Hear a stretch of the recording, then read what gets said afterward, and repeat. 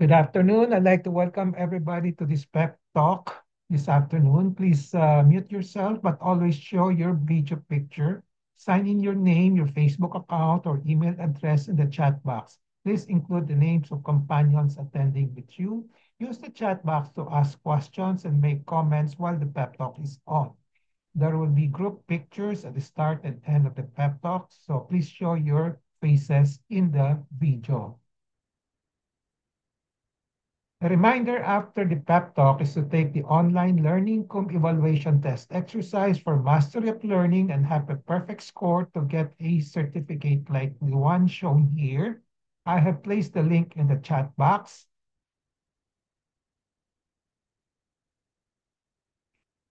Another reminder, obtaining 25 OLETE certificates will entitle one mentee to a voucher for a RO Hoson medical consultation, either face-to-face or telemedical. Another request, please type in your feedback in the chat box during the open forum before we adjourn. Thank you. So let's now have a group picture taking before we start the pep talk proper in 2 minutes. Please turn on your video and show your faces.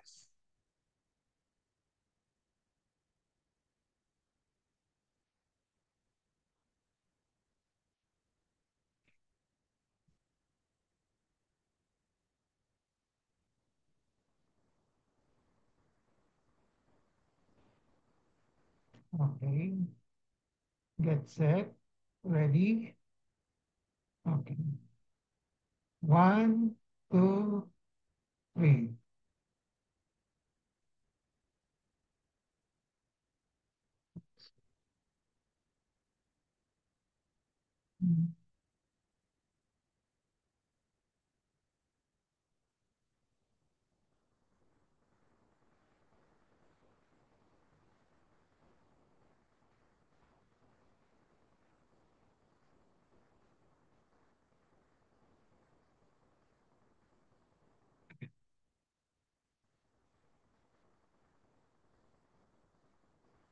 I have a patient empowerment program in which I like to empower the lay people or patients to take control in the management of their health. I started the pep talk on May 15, 2021 during the COVID-19 pandemic. There are 3 courses in the pep talk. I completed the core course on October 9, 2021. And then from October 23, 2021 onwards, I've been tackling health disorder and health issue courses. May 18 this year, 2024, marks the start of year 4. So this is our 4th year of the R.O. Hoson Pep Talk. How long the pep talk will last will depend on our enthusiasm, discipline, and perseverance. My pep talk today is entitled Medical Anecdotal Report, Goiter, R.O. Hoson Ways of Management. The empowerment objective is for the lay people to have an essential understanding on Goiter R.O. Hoson way of management number 1. So this is the first of a case of a series. The number denotes that there will be other coming up. Okay, it will be a series. Okay. So essential understanding on how I manage patients with goiter as part of your health management. The contents of this pep talk will be the following. First, I will be defining what is a medical anecdotal report, and then I will be narrating the report, the anecdotes, and then I will give insight reflection from the MAR. So the title of the MAR will be Goiter, R.O. Hoson Way of Management number 1. The R.O. Hoson pep talk contains my thoughts, perceptions, opinions, and recommendations culled from the experiences of myself and also the writings of other health professionals. So let's start with a short definition of what is a medical anecdotal report. It's operationally defined by myself as a brief written report on an actual medical event or an actual patient. So this is a real happening, okay? Patient treated by me, Okay, so the medical observation must have an impact on the reporter, which is me, in terms of an insight gained in which the reporter thinks is worth saving or sharing with other people, usually for learning purpose. So I had some insight when I treat this patient, and then I would like to share this insight to you for your learning purposes. Okay? So the MAR will have two parts, narration, and then an insight or reflection from the MAR. So here is the summary of the anecdote or the case. A 37-year-old Filipina consulted me with a neck mass, bukol sa leeg, which turned out to be a goiter. I will show you how I managed the patient. And from 2017 to 2024, that's 7 years.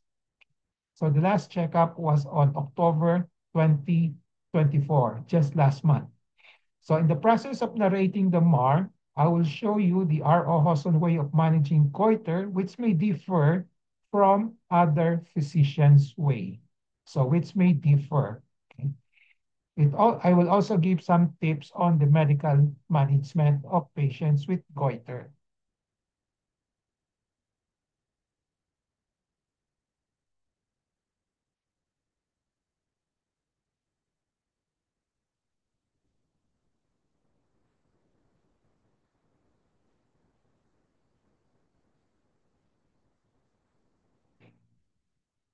So other contents will be the following. Some reflections and learning points and issues will be the following. R.O. Hoson minimalist approach and management of a patient. Importance of follow-up, vigilant, watchful waiting, and patience, tiyaga in managing a patient. For the goiter, specifically colloid adenoma, medical treatment can be effectively done. So I will be discussing this. And then I will tell you to be beware of TIRADS, TRR, TIRADS readings in the ultrasound of the thyroid. These are the main four learning points and issues that I'll be discussing with you. So let's start with the narration. IS, a 37-year-old Filipina, consulted me on August 1, 2017 for a neck mass which was noted in July 2017. So 1 month prior, she saw me 1 month prior to consultation. So there was no prior consult with other physicians. So my way of managing a patient with a patient like this who presents with a neck mass, I usually ask whether there were consults with other physicians or not before me. If there is or are, and if there are laboratory tests done, I usually will not look at them first. So that's my style. I would do my clinical examination first with emphasis on doing the physical examination and tell the patients my findings and clinical diagnosis. Thereafter, I will look at the lab test to validate my findings and to make the needed adjustment based on the laboratory findings. So in this patient, there was no prior consult, so I went straight to examining the patients. So right away, I did a physical examination on her neck. With her, I usually ask a patient with a goiter or thyroid problem. Okay, ask her to sit down, and then I will stand at the back and then palpate her neck as illustrated here. So I don't usually ask a lot of questions before I do my physical examination. I usually ask only the following essential questions prior to examination. The age, because the age might give me some clues as to the diagnosis. What was her concern for the consult? When was it noted? I will not be asking when it started. I would ask the question when it was noted by the patient. So there's a difference between noted and started. It's impossible to know when a particular health concern started. Okay. What's more practical is to know when it was noted. So then I ask them, Are there consults with other physicians? So these are the essential four or five questions that I usually ask. Then I go directly to the physical examinations. So I'll be asking more questions later on when I do my physical examinations, because my physical examinations will also give me some clues as to the diagnosis. If I need to ask more questions related to the diagnosis, then I will ask the patients more questions. So my physical examination showed there was a thyroid nodule on the right side, here, about 2 centimeter, discrete. It moves with swallowing, movable, with no neck nodes, walang kulani, with a pulse rate of 68 per minute. So shown here is the actual record of the patient, which we have preserved. Okay. So my way is that I usually do a minimum or focused physical examination of the thyroid, which includes the thyroid gland itself.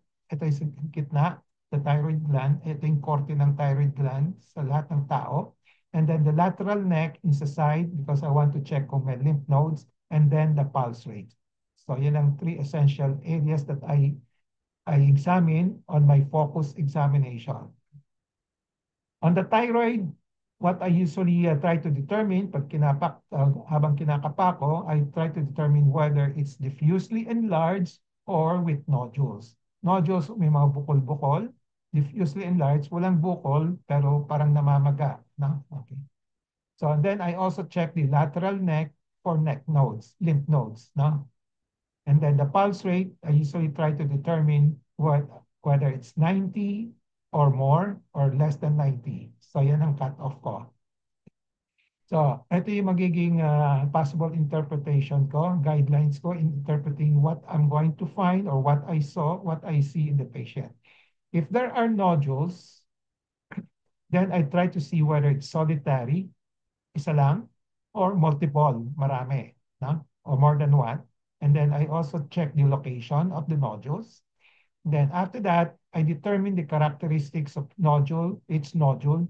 Kung dalawang nodule, I do examination with the 2 nodules. Kung tatlo, o kung isa lang. Then I determine the size, kung ano size in terms of centimeters. And then, ito, may 2 centimeters. And then the cystic or solid. Okay.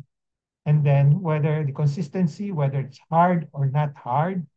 Okay. And then whether it's fixed or not. Ito, movable. Okay. So ito yung algorithm na ginagamit ko, no, in trying to make a diagnosis of a patient with a thyroid problem or a goiter. Okay. So kung diffuse enlargement ang nakapako, this will be my alert sign for either hyperthyroidism or hypothyroidism. Okay. So walang pinag-uusapan na cancer dito kung diffuse, no? Pinag-uusapan dito, meron bang hyperthyroidism or hypothyroidism? Or normal. Pwede din normal. Ha? Okay. So, but ito yung tinatanong palagi. Kasi when we say diffuse enlargement, may problema. Baka the patient is having hyperthyroid or hypothyroid. But a lot of times, when you have diffuse enlargement, pwede ding normal ang thyroid function test niya, which we call euthyroidism, spelled as EUTHYROITSIM,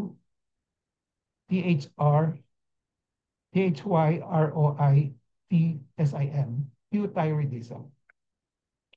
Kung nakapako yung mga bukol-bukol, nodules, then I use this as alert signs for either cancer or not cancer. I start asking that question. Kung may nodules, cancer ba ito o hindi? Yung pulse rate naman, how I use the pulse rate, if it's less than 90 per minute, I usually conclude that most likely the patient is not hyperthyroid. Okay. Usually euthyroidism, or sometimes it may be hypothyroidism. But usually in my practice, hypothyroidism is not that common. No?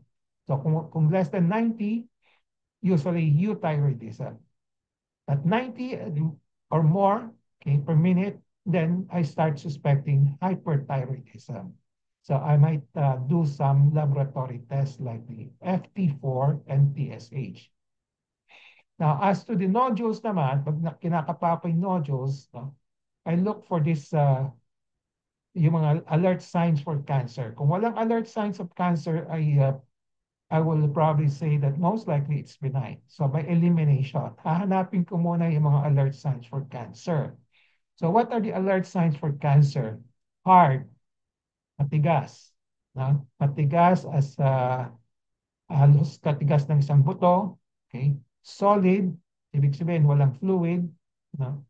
Then fixed, hindi siya gumagalaw. Okay? Then kung may skin involvement, kung nakadikit na sa balat, then kung may hoarseness. So these are the signs of alert signs for cancer dun sa bukol mismo, no? Okay. Then titingnan ko kung may lymph nodes. Kung may lymph nodes sa neck, most like I will be thinking of possible of probable cancer. And then kung meron siyang bukol sa malayo sa leeg, no, but suspicious for metastasis spread, then I will start thinking also of cancer. No? Kasi yung thyroid cancer can have an instance in which mag-i-spread yun sa malayong parte ng katawan. Example will be the skull, sa bones, sa lungs, gano'n. So kung meron akong suspicion na may bukol sa labas, no? So titingnan ko muna if it's suspicious for metastasis, spread of I will be thinking of thyroid cancer. So these are the alert signs, the minimum alert signs that I look for. Kung one of these is present, then I start suspecting thyroid cancer. Kung wala naman, I will settle myself for benign nodules, no? Especially if it's cystic. Pag may fluid, pag isang bukol sa yung thyroid nodule ay mukhang cystic, cystic means parang pag pinipindot, lumulubog, no? So may fluid, most likely benign siya. Okay. So to say, to reinforce that it's really benign, first of all, walang signals for cancer, and then kung nakapako yung bukol ay talagang cystic, then I would say that 99% benign siya. So ito yung the records of the patient. Okay, so since nodules ang nakapako, okay, sa right side, so I told the patient it's now a toss-up between cancer or not cancer. So that's part of my medical recording and also explanation of with the patient, for the patient. No? Okay. So sasabihin ko sa kanya, may nakapa akong bukol. Okay? Ang next question tatanungin, cancer ba siya or not cancer? So itong pasyente nito, so she is not hyperthyroid because the pulse rate is below 90 per minute. Okay, 68 lang siya rito. It's nodule, may bukol sa right side. So the question is thyroid cancer or not. Since there are no signals for cancer, so I settled for not cancer, most likely benign. So yan ang proseso. No? So not hyperthyroid because of the pulse rate. Then nodule siya, walang signals for cancer. So therefore, I conclude that most likely, when I say primary, it's the number one probability, yung pinaka most probable, no? Okay. So when you say secondary, kung di tama yung primary, yung backup mo will be yung secondary. Your secondary diagnosis will be yung kabaliktaran ng benign. So it should be cancer. No? So sa ngayon, it's based on the findings, most likely the nodule was benign.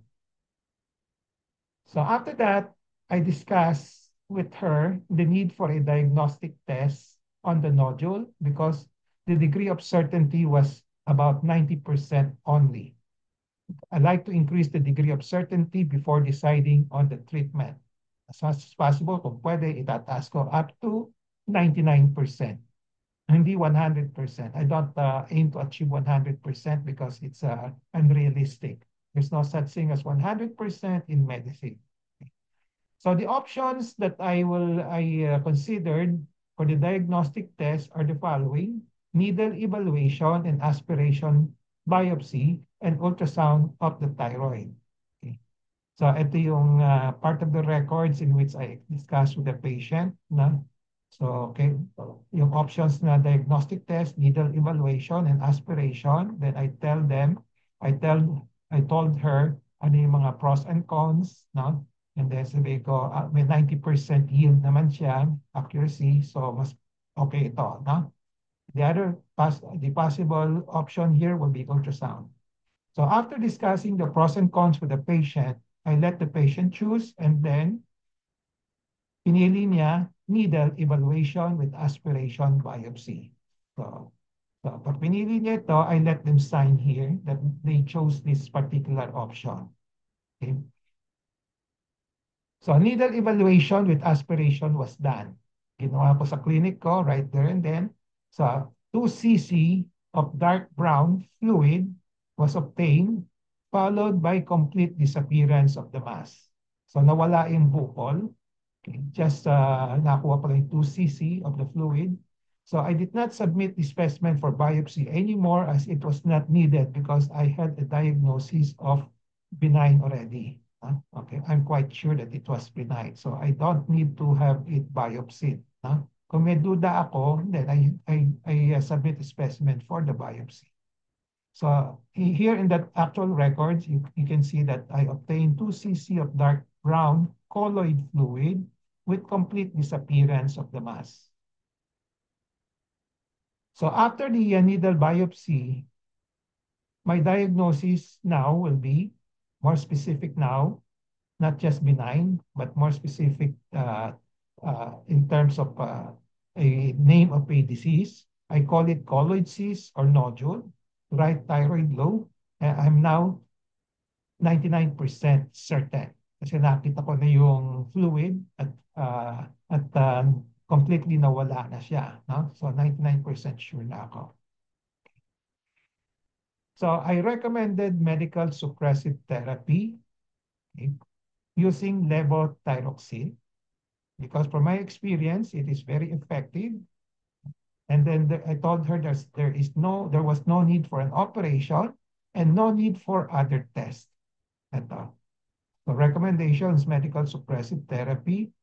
I started her on levothyroxine, 100 microgram per day. Then I asked her to come back after 2 weeks for a follow-up.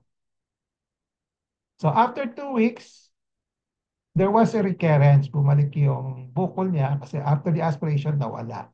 Okay, but smaller in size than the original size of 2 centimeter to 1.5. But this is expected. Na kasi 2 weeks pa lang, the medicine has not taken effect yet. So usually after the aspiration, sinasabi ko rin sa pasyente, pwedeng kahit na nawala na on aspiration, pag-uwi niya, baka lumobo ulit. Kasi hindi pa umi-epekto yung gamot. So after 2 weeks of levothyroxine, I decided to increase the dosage to 200 microgram per day. At yun, in-increase ko na. Then after 2 months of 200 microgram per day of levothyroxine, there was still no decrease in the size. So hindi lumiit. So we decided to observe for another month. So ang approach ko, ang game plans ko will be vigilant, watchful, waiting, and patience. Pagtsagaan lang, maghintay lang. Vigilant, watchful, waiting, and patience. So there was a plan kung pagbalik niya, okay, pag wala pa ring response, I might increase the dosage, or do a reaspiration. Okay. So after another month with no decrease in the size of the mass, I decided to increase the dosage to 300 microgram per day. Ito, 1 tablet 3 times a day na. I increase it to 300 microgram. Again, with no decrease in the size of the mass despite the increase to 300 microgram, after 3 months of increased dosage, I decided to do a second aspiration on February 2018. So then I was able to obtain a minimal amount of colloid fluid. And I decided to change the brand of the levothyroxine from Tidine to Eltroxin. I was thinking baka hindi hiyang ng pasyente yung Tidine, baka mas maganda yung Eltroxin. So after 1 year, so itong tiyaga ng follow-up, watchful waiting, after 1 year of levothyroxine with no improvement in the size, I decided to bring down the dosage na. Binabaan ko na, sabi ko, ay baka hindi na diliit ito, no? So, maintain ko na lang sa mas mababa, no? Okay. So, so no significant change in the size at 12 months na nasa levothyroxine, no? Tinicrease ko na binabaan ko sa 200 from 300. I asked her to come back after 2 months, but 16 months after, there was decrease in the size na. 16 months, okay, to about 1 centimeter. So from 2 to 1.5, now naging 1 centimeter na ngayon. So I just maintained the dosage at 200 microgram per day. Then 19 months after, there was further decrease, lumit pa further, okay, to a size of 0.5 centimeter. So, but I still maintain the dosage of the levothyroxine at 200 microgram. 19 months after, lumit pa to 0.5. Okay. So, minantain ko sa 200. Then 23 to 24 months after, so that's about 2 years after, the mass had completely nawala na, completely dissolved. So this time, I now reduce the dosage to 100 microgram per day. So I just requested for an ultrasound to verify kung talagang tama yung talagang nawala na. Okay. So February 2020, before the pandemic, 4 months after the disappearance of the mass on October 9, 2019, there was still no palpable mass. I maintained the levothyroxine at 100 microgram. I also requested for an ultrasound, ultrasound of the thyroid. So the ultrasound showed on February 2020, okay, reduction of the original palpable 2 centimeter right thyroid nodule presented to me in August 2017, that was 2.5 years before, and found were only very, very small, sub-centimeter means less than 1 centimeter, nodules on the right and left lobe. So note, however, all the nodules were given thyroid 4 scores, moderately suspicious for malignancy. So the question is, what did I do with this? First time namin nagpa-ultrasound, lumit nga yung mga bukol niya, pero meron siya mga thyroids na description na nakakatakot naman. Moderately suspicious for malignancy. Pag nakita natin lumiliit yung mga bukol, usually we say it's talagang benign siya. Pero sa ultrasound, binabasahan pa siya ng moderately mga suspicious for cancer. So I have to reconcile this and explain this to the patient. March 7, 2020, after the ultrasound, so this is before the COVID lockdown, I just advised her to continue the levothyroxine for 1 year with a plan to reduce the dosage to 50 microgram per day.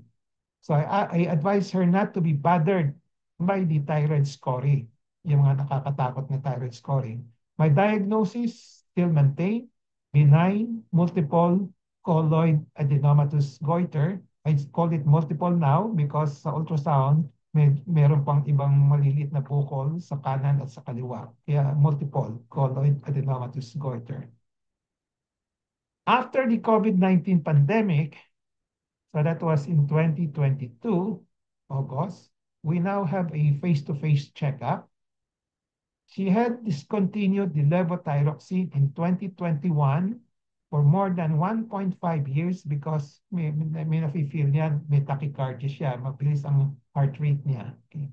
So, but physical examination showed walang palpable na bukol. In short, there was no recurrence even after stopping the medicine. So since this was about 2 years after the last checkup, I recommended a repeat ultrasound. Okay. So the repeat ultrasound showed in September 2022, we compared that with the 2020, the last one that she had, is still with the sub-centimeter nodule, no increase in size and numbers, but still with the thyroid 4 scoring. So at this time, I decided to reduce the levothyroxine to 50 microgram per day. Mas mababa na. Okay? January 24, 2023, she came for follow-up. Still no palpable nodule at levothyroxine at 50 microgram per day. However, the ultrasound results still showed thyroid 4 score, but this time only 3 nodules left. Ang original number was 4, ngayon 3 na lang. So, but despite the thyroid 4 scoring, I maintained my diagnosis, multiple colloid adenomatous goiter. Benign pa rin. So, ito yung ultrasound in 2023, still with sub-centimeter nodules, no increase in size, but 1 nodule less from the 2022 ultrasound. But again, nakikita nyo, may thyroid 4 pa rin ang scoring, which creates some anxiety for the patient. So June 20, 2023, she came for follow-up. Still no palpable thyroid nodule at levothyroxine 50 microgram per day. The ultrasound showed different readings from previous ones. So sa right lobe, naging 2 nodules, one TR1, buwaba na, di siya TR4.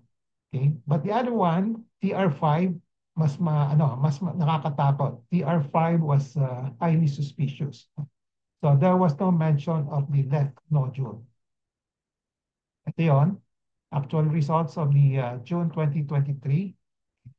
So may thyroids 5, mas nakakatakot ngayon compared to the thyroids 4. Pero wala na minention na left nodule.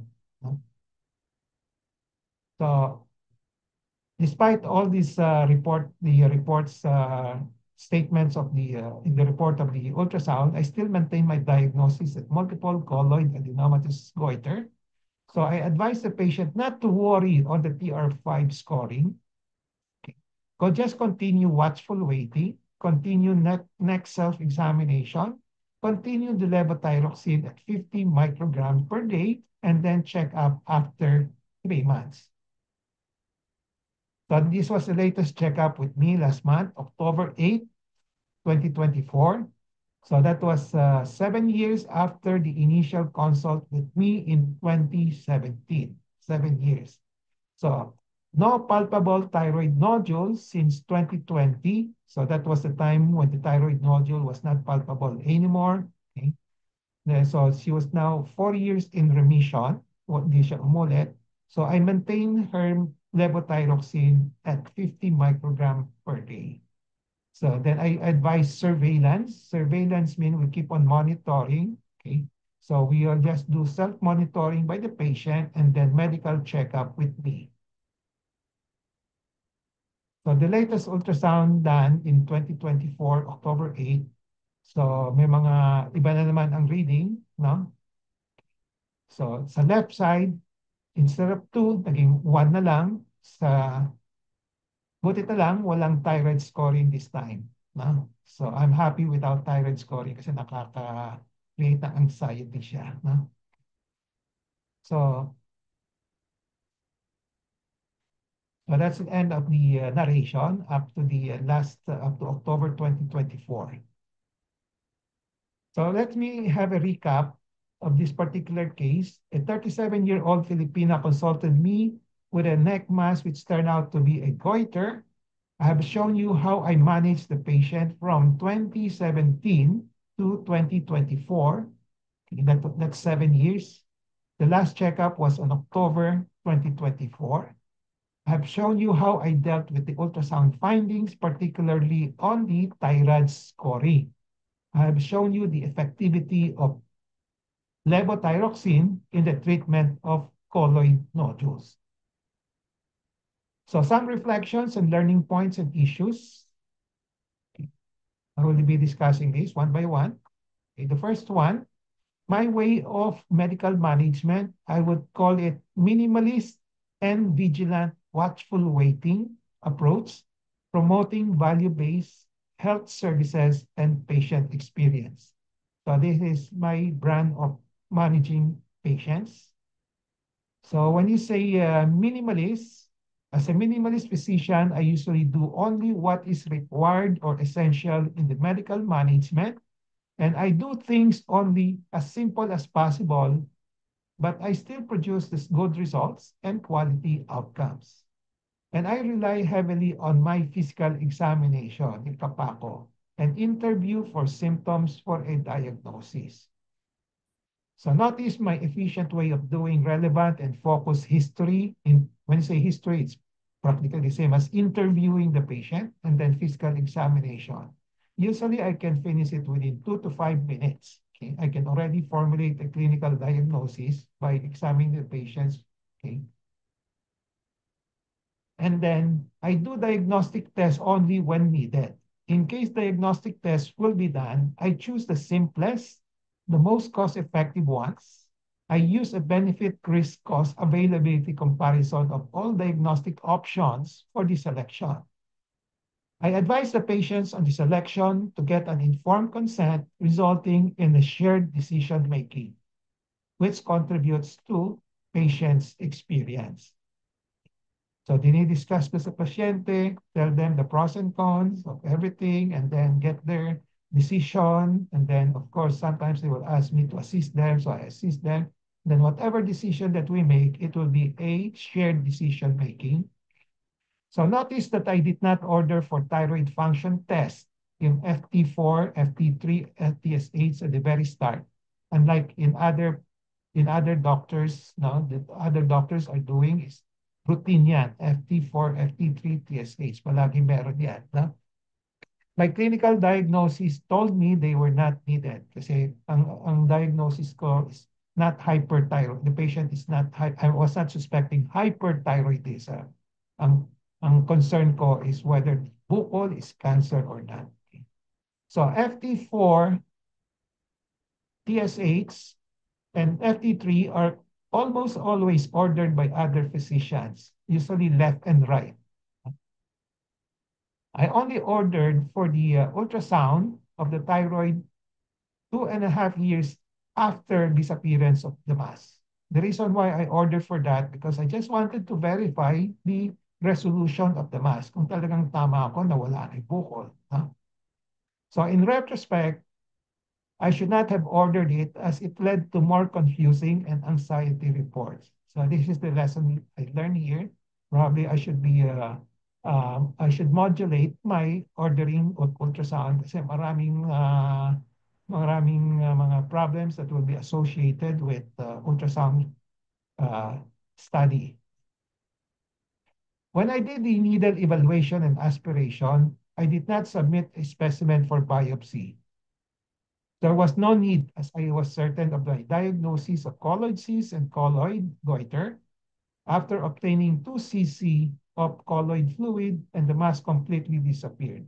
Once you have these findings, this scenario, this pattern of obtaining fluid and the mass completely disappeared, your diagnosis is colloid cyst or colloid nodule. 99% of the time, you will be correct. So there's no need for submitting the specimen for biopsy anymore. For treatment, I choose the simplest and cost-effective ones. I use a benefit risk cost availability comparison of all treatment options for the selections. I advise the patients on the selection to get an informed consent resulting in a shared decision-making, again, which will contribute to patient's delight, patient's experience. So in this particular patient, I recommended medical suppressive therapy and not operation, but it is the most cost-effective treatment for the colloid goiter of the patient. This minimalist with vigilant watchful waiting usually results in value-based healthcare services for patients, meaning appropriate siya, effective siya, and safe. Okay? So safe healthcare services with good results and quality outcomes and at reasonable cost. Okay? Importante yung vigilant, watchful waiting. Kung merong vigilant means pag merong napuna tayo na may pagbabago, well, then we change our strategy right away. So walang sinasabing, wala tayong takot na mahuhuli sa gamutan. So this is my way of managing patient. Okay. Minimalist with vigilant, watchful waiting, resulting in value-based healthcare services, contributes to patient experience. So patient was satisfied and contented with my management as manifested by at least by her 7 years of retaining me as a physician. So tumagal siya ng 7 years sa akin. So may tiwala siya sa akin. No? So importance of follow-up, vigilant, watchful waiting, and patience in managing patient. So patient was being followed up with vigilant, watchful waiting, and patience. It took 16 months before positive response to medical suppressive therapy appeared. I had to adjust the dosage, giving the highest dose possible, then reduce it as indicated. Then I had to change the brand of the medicine. I had to do a second needle aspiration. So after about 2 years, the mass completely dissolved. Thanks God. Okay, this is a result of prayer and hoping. So that shows the importance of follow-up, vigilant, watchful waiting, and tiyaga, patience, no, in managing a patient. Now, the third issue here, reflection, is for the goiter, specifically colloid adenoma or colloid goiter, medical treatment can be effectively done. So that's my stand. So this more illustrates the effectiveness of levothyroxine in decreasing the size of colloid adenoma. A lot of physicians have a mindset that medical treatment is not effective for colloid adenoma or goiter. Thus, there's the frequent recommendations, paopera ka na, paopera ka na. Okay? Kasi hindi effective yung mga gamot. In my personal experience, more than 90% will respond to medical suppressive therapy as long as the nodules are less than 10 centimeters, then with the right dosage. Importante yung dosage. No? There is patience, pagtiyaga, as the treatment is of long duration. The nodules, I have to clarify this, the nodules will not completely disappear, but they will decrease in size to the point there is no need for operation for cosmetic reasons. At least lumiit siya, no? Na hindi na malaki to the size na kailangan tanggalin kasi pangit tingnan. No? Pangit. Now, fourth issue here, beware of the thyroid's reading in the ultrasound of the thyroid. A lot of thyroid ultrasound reports contain thyroid scoring. Thyroid stands for Thyroid Imaging, Reporting, and Data System. In my personal experience, I find them unreliable. I usually look at them with a grain of salt and will accept them only if they jive with my clinical findings. And frequently, they don't. So different ultrasonographers will have different scoring, causing confusion to clinicians and patients alike. So this is another complex mga hitches that we find when we do ultrasounds. Iba-iba yung mga scoring. Okay? Thyroids cause unwarranted anxiety because of the phrase, palagi may ginagamit, suspicious for malignancy. Okay. So pag thyroid 3 ka, thyroid 4, usually ang ginagawa niya, mildly suspicious, moderately suspicious. So these are the most commonly reported. Kung thyroid 5 ka, highly suspicious naman. Okay? So in this particular patients, may thyroid 5 siya, may thyroid 4 siya. Okay? Despite yung sinasabi ko sa pasyente na benign siya, pero yung report sa ultrasound, may thyroid 4, may thyroid 5. So, usually matatakot na yung pasyente because of the phrase, suspicious for malignancy. So which is better for patients to hear? Clinically, chances are you have multiple colloid adenomatous goiter. There is only a small chance you have a cancer or concomitant cancer. So this is a statement which I usually tell the patient. No? So you compare it to yung mga interpretation, implications ng ultrasound. Sa ultrasound, pag may nakita ka mga thyroids, sabihin, you have multiple nodules on your ultrasound. Some are mildly suspicious. Some are moderately suspicious for cancer. So you compare the two statements. No? So I suppose you will agree with me. Yung first one ay mas maganda. Okay?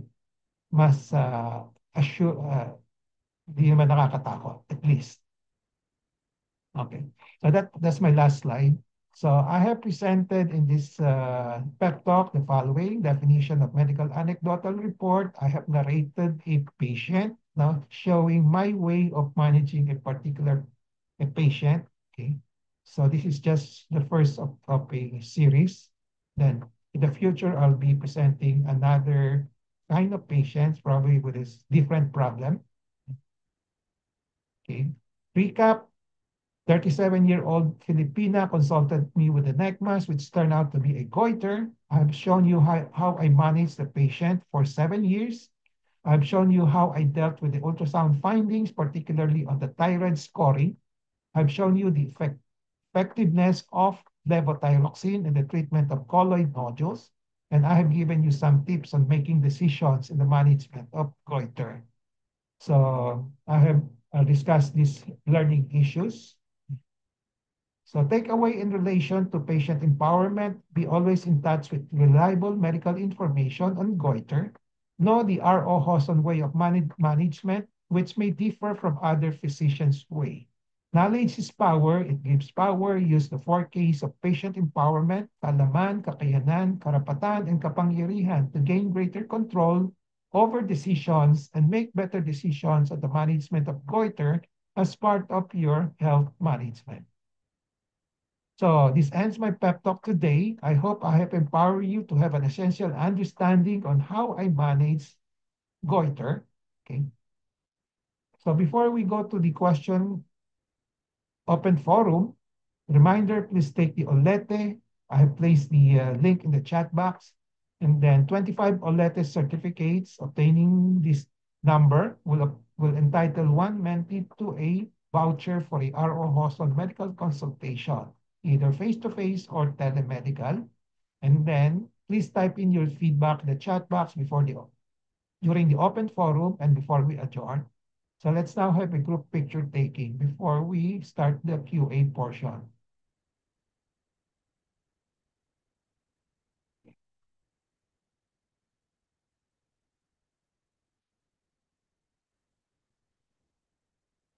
Okay, get set. All show your beautiful faces. Wala na. Okay. Sorry na lang yung nahuli. One, two.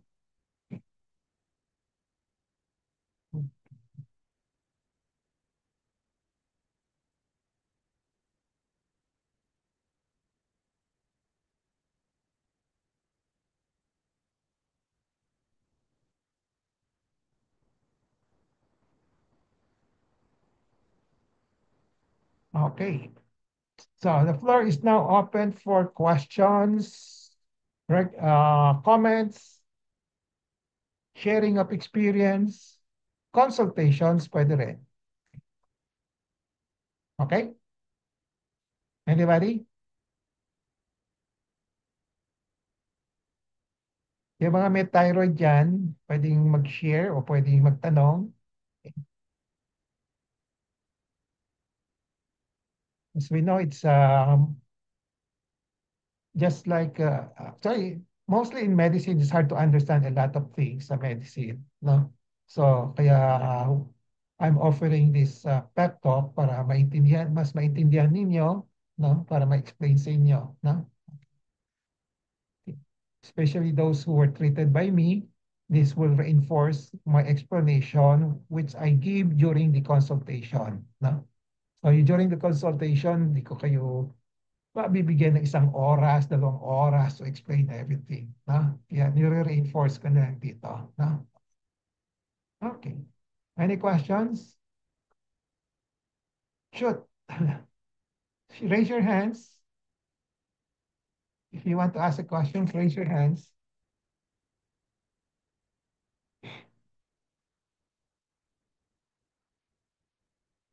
Okay. Imelda, you're trying to raise your hands? Unmute yourself. Nahirapan si Imelda sa sa laptop, sa ano niya. Bumabaliktad, no? Unmute. Unmute. Hindi kita maririnig. Yes, Yan. Doc. Yan. Doc, Good. my question is how accurate is the needle aspiration without the aid of any machine? I mean, yung pag-locate po nung nodule na i-aspirate siya. Okay, in general, first, as needle aspiration per se, without the help of some gadget, no, Yes. in general, more than 90% yield siya. More than Okay. 90%. So, just like any laboratory test, 90% ang cut-off naman yan eh. Kung ang mga laboratory test ay less than 90, usually hindi tinatanggap yan eh, hindi ginagawa, no? Now, yung Okay. needle aspiration, kung kapang-kapanan, no? Basta marunong gumawa yung physician, ang pwedeng gumawa dyan, actually dati-dati is surgeon kami, general surgeon, no? Later on, ENT, yung of Mhm. ENT. Later on, pathologist gumagawa rin, no? Kasi sila Mm. nagbabasa, gumagawa rin sila. And then the other one is Okay, endocrinologist. So, sir. apat, no? Okay. So pagkapangkapa na, usually pwedeng wala ng ultrasound guided. Okay? Okay. Pag masyadong maliit na kailangan i-biopsy, then they need to do the ultrasound. Okay? Mm. Okay. Okay. So anong concern mo? Ah, so Doc, yung panang manual need aspiration, pagkapang-kapa na. Kapangkapa, And, pwedeng gawin, parang ako, sanay na ako dito sa needle aspiration. Kasi in okay. 1985, ako ang I did a lot of needle aspiration. Wala pa yung mga, hindi pa popular yung ultrasound guided, di ba? Okay. Okay. Okay. Ngayon, naging popular yung mga ultrasound guided, kahit nakapangka pa, ang ginagawa ng ibang doktor, ina-ultrasound pa rin nila. Sorry. Eh, Uh, dagdag cost po yun. yeah, added cost, no? Mm. Strictly speaking, mas accurate siya kasi may guide, no? Pero Okay. konti lang ang difference. Basta magaling ang gumawa, the surgeon, no? Okay. Okay. So you don't expect the endocrinologist to do Yes. the needle aspiration without the ultrasound. Okay. Mhm. Ay isa pa pala, panglima, yung mga radiologists, yung gumagawa ng ultrasound, they can also do it. Kasi sila may Ah, hawak ng machine eh. Di ba? okay. May hawak na machine. Pero nowadays, pumapayag na yung sa isang hospital, yung endocrinologist pwedeng gumamit ng ultrasound nila para ma-biopsy. Na? Dati-dati, turfing yan eh.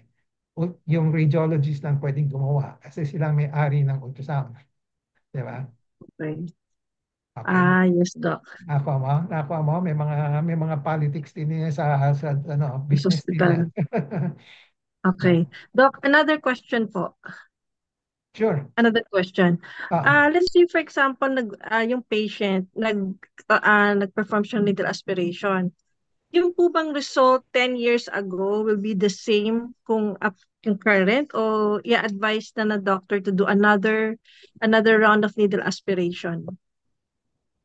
yes and no.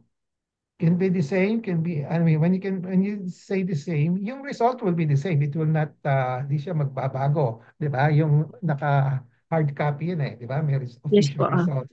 Pero ang question is, at present, kung ano yung diagnosis mo ngayon, will it be the same as the biopsy before o may bagong development na? Baka mas Okay. lumaki na ang bukol mo ngayon, pwedeng Okay. baka iba ang diagnosis. Pwedeng cancer, pwedeng pa rin pareho, lumaki lang, ganon. So, Oo.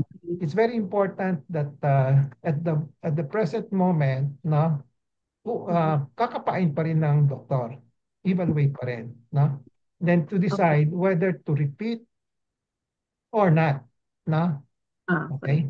Pero importante yung mayroon kang records na dati. Bibigay mo sa doktor mo para Mhm. makita niya yung history mo. No? Okay? Okay. So pag sinabing benign at sa pa niya, benign pa rin, so pwedeng hindi na niya ulitin.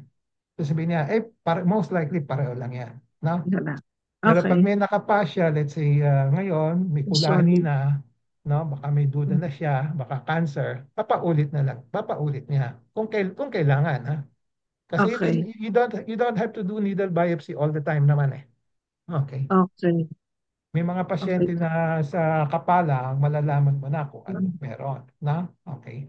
So Okay. depende sa doktor 'yon, ha? Depende sa doktor kung sinong magaling na clinicians na just by looking alam nila, just by palpating alam nila, na? Mm. Okay? Okay. Okay, Doc. Okay. Okay? Thank you, Doc. You're Okay, Doc. welcome. Ulitin mo.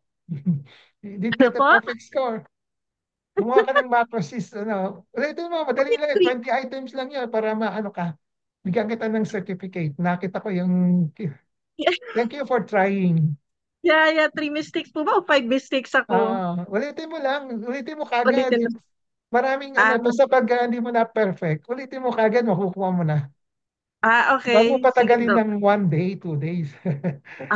Yung pala mali ako doon. Sige, Doc. Ah, okay, para Okay. Thank you po. may certificate ka na. Okay. Sige, Doc. Thank Okay, you. thank you for attending, Imelda. Okay. Okay, any other questions? Who wants to share their experience? Who wants to validate my lecture today? Who wants to validate? Si Cash. Cash, are you still there? Ano pangalan ni Cash? Jennifer? Cash Matagkel? Cash, are you there? You sure? Nakataas ba yung kamay mo?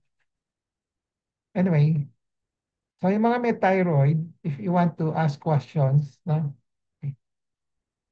Maraming may thyroid sa inyo dyan eh. Si Jeng may thyroid. Si Belet may thyroid. Si Ellen may thyroid before. Ngayon wala na daw. No? Sino pa? Si Cass meron. Alam ko si Cass meron. No? Okay. Are there questions? May questions?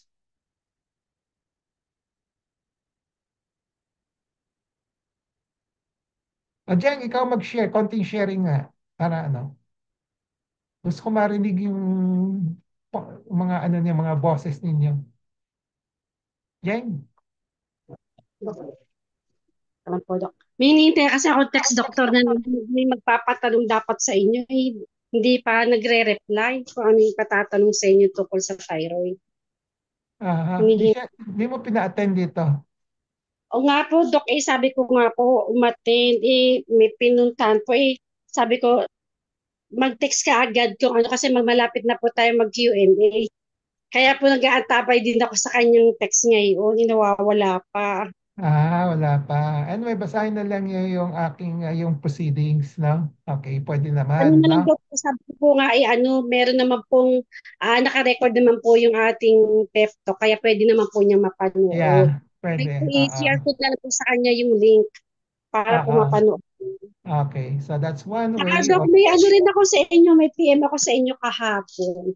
Yung may sinasabi po ako tungkol dun sa dati kong member sa, kaso sa breast naman, na Ah, ah, nakaapa siya ngayon, nakaapa siya ngayon siya nagkaroon ng cyst sa breast, doctor. Ito po okay. kasi, sayang nga po, sabi ko, sana kung sa breast ang ating iaano ko sa inyo dapat itatanong ko. Sige. Titingnan ko mamaya. Okay. Okay. Okay. Ano na si Cash? Cash, wala kang, hindi ka napasama sa picture. Dapat, oh. Palalagay ko lang yung webcam. Oh. May Um, tanong ka? Narinig mo yung pep talk ko? Baka natutulog ka. Hindi po, nakikinig po ako, Dok. Pwede niyo akong tanungin, kaya ko sagutin. Ano po, magandang hapon po sa lahat. Okay. May naisip po akong itatanong, Dok. Kasi Sige. one time may nakausap po ako na ang sabi sa akin ay hindi naman daw reliable yung needle aspiration, lalo pag marami daw nodules yung isang Ano? patient. Kung? Kung maraming nodules yung isang Aha. patient daw.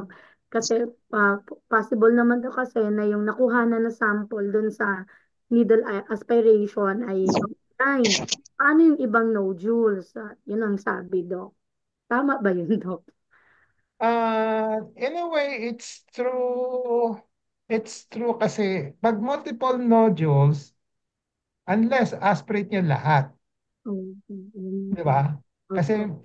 pag maraming nodules, may isa dyan, benign, isa. Yung marami, kasi kadalasan baka malignan isa benign. Eh kung inaspirate na niya yung benign, hindi niya na-aspirate yung may cancer, di, mali siya, di ba? Mali, di ba? Okay. So usually pag multiple nodules, I usually medyo alangan ako mag-aspirate unless yung isang nodules niyo matigas, nag-stand out, then yun i-aspirate ko. No? Yung ganon. No? Okay. So, in a way, tama yun. Kasi multiple nodules, kasi kung gusto mong malaman talaga kung ano talaga siya, lahat i-aspirate mo. Kaya lang, masakit yun. Di ba? So, you just go by probability, based on prevalence, no? Yung frequency. Yung multiple nodules, yung maraming nodules, malaking chance na benign. Okay, yan ang sasabihin ko siya. Ito yung bago, ha?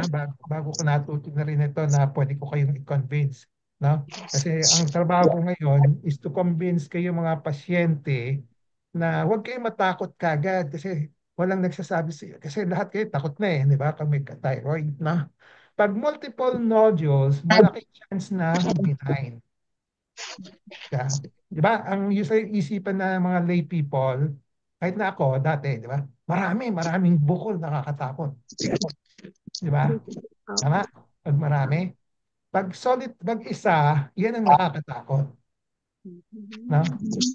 Hira kasi yung cancer na magiging dalawa, tatlo, lima, gano'n. Bihira. Posible pero bihira.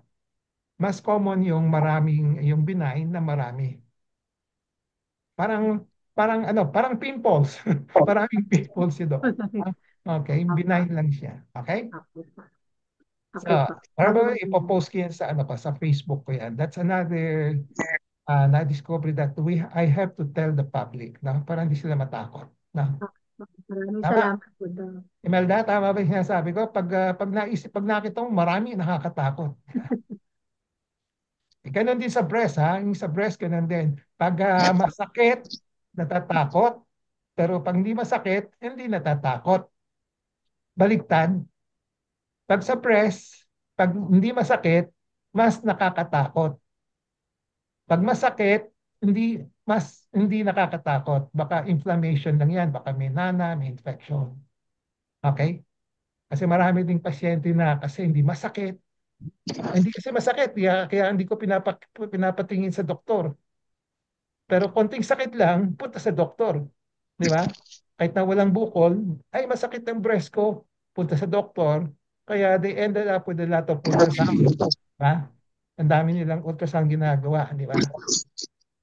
Okay, tandaan nila niya yung mga what do you call that? Yung mga guidelines sa medicine, pag solitary ang sa thyroid, mas nakakatakot, higher incidence na cancer. Higher hindi lahat And then kung compared to multiple na maraming bukol, Okay? Sa breast, ganun din. Pag sa breast, masakit, mas hindi nakakatakot, mas maganda. Okay? Kasi most likely hindi siya cancer. Pero kung breast, bukol na hindi masakit, yan ang nakakatakot. Okay? Sige, mamaya ipopost ko yan. That's added, parang learning vignette. Okay? Anything else, Ka? Wala na po, Doc. See you Sige. on Tuesday, Doc. Okay, Tuesday. Follow up Sige. ko po. Opo. Sige. Opo. Okay. So, wala na? Wala nang tanong? Meron pang, we can still have one more questions. Doc, ako po. Si Belet. Okay. Doc, ang Okay. inyo pong Pakita mo diagnosis yung sa mukha akin mo. ay... Pakita mo yung mukha mo. Doc, ang diagnosis niyo sa akin ay dati ay multiple adenomatosis goiter din. Bibinigyan Ayun. niyo po ako ng 200 microgram ng levothyroxine. Okay. After makainom ako ng 3 to 4 months na lumiit. Tapos binago niyo yung dosage, ginawa yung 150.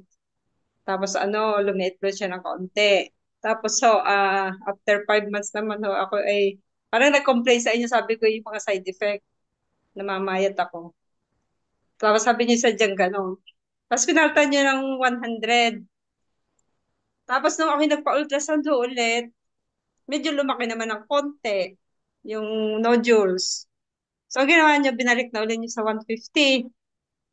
Tapos yung huli ko nga yung pa-ultrasound, yun hong kalimitan sa mga dimension ay lumiit. Pero meron hong isang lumaki. Yung right mid-pole pa ho pa yun.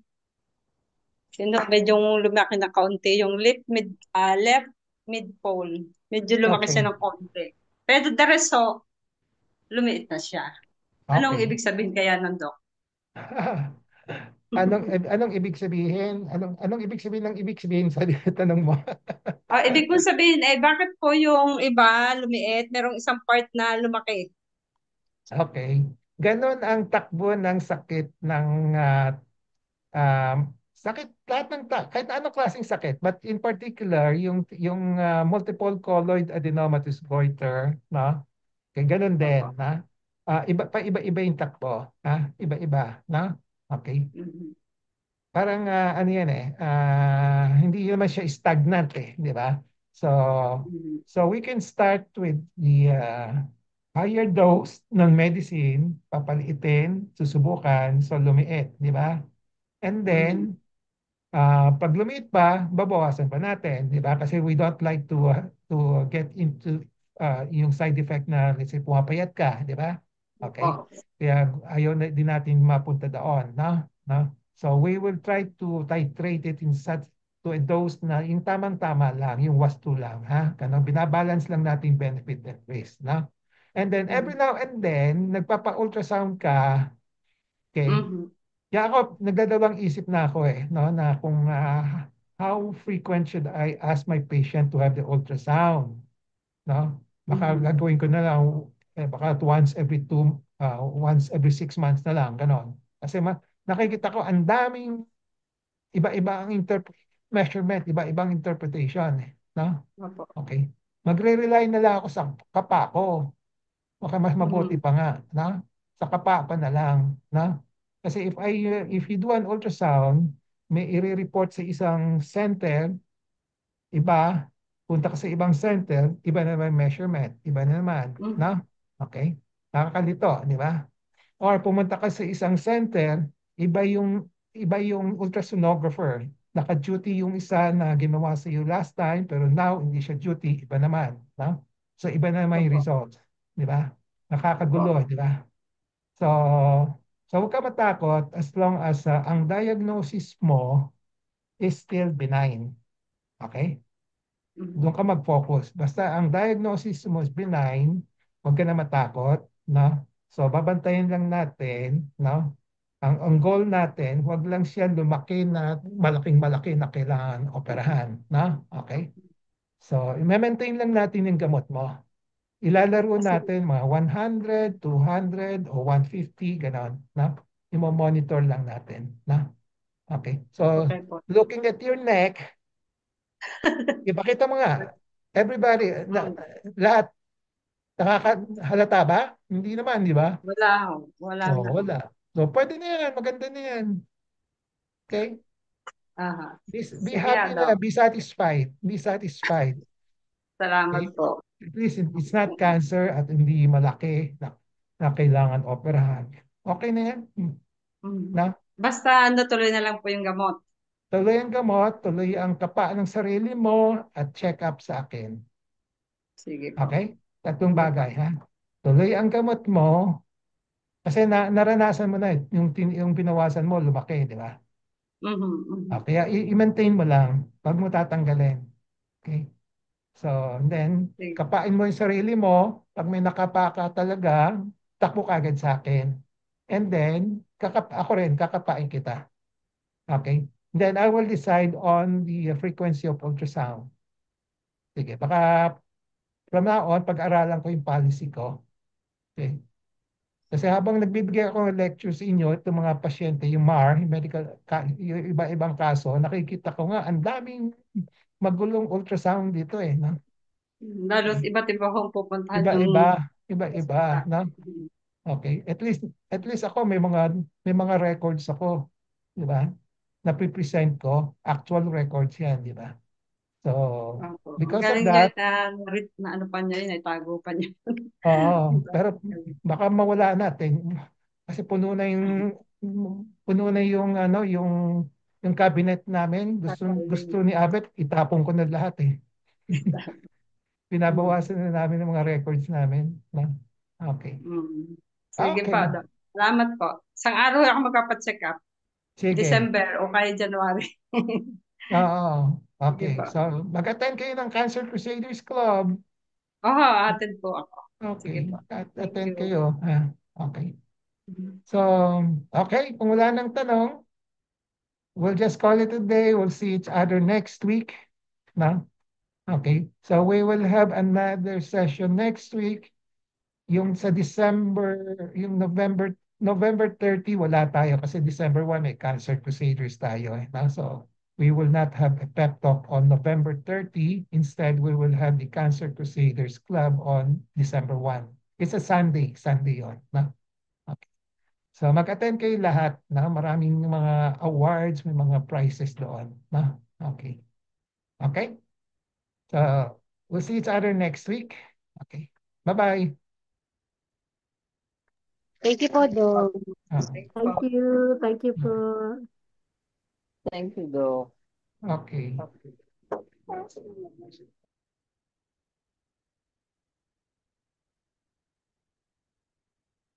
Bye-bye.